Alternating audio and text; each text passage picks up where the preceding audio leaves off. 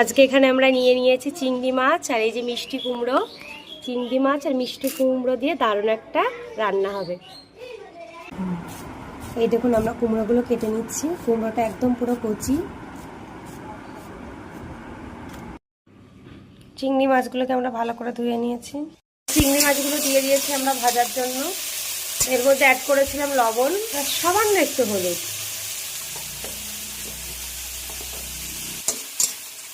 চিংড়ি মাছগুলো হালকা ভেজে তুলে নেওয়া হচ্ছে। এই দেখুন, এবার কড়াইতে দিয়ে দেব তেল, পেঁয়াজ কুচি, দিয়ে দিচ্ছি লঙ্কা কুচি, কাঁচা লঙ্কা।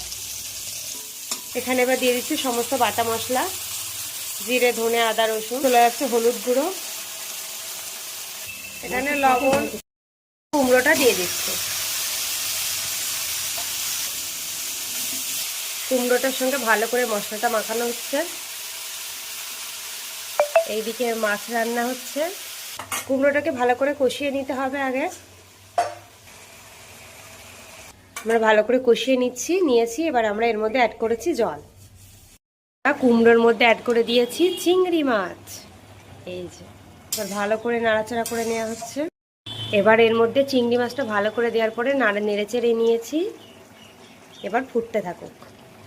রান্নায় কোনো কিছুতে চিনি দিই না, বাট এটাতে আমরা একটু হালকা পরিমাণ চিনি দিচ্ছি। ভালো করে এবার চিনি দেওয়ার পরে নেড়ে চেড়ে নিলাম।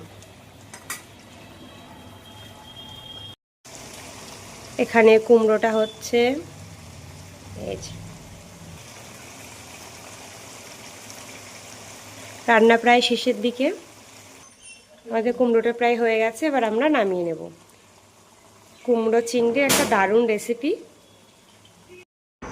এইদিকে আমাদের কুমড়ো চিংড়িটা আমরা নামিয়ে ফেলেছি কড়া থেকে। দেখুন পুরো রেডি হয়ে গেছে। কতটা সুন্দর হয়েছে, কালারটা দেখুন জাস্ট। কুমড়ো পুঁইশাকের এই রেসিপিটি বাড়িতে একবার আপনারা ট্রাই করে দেখবেন। দারুণ খেতে লাগে, দারুণ।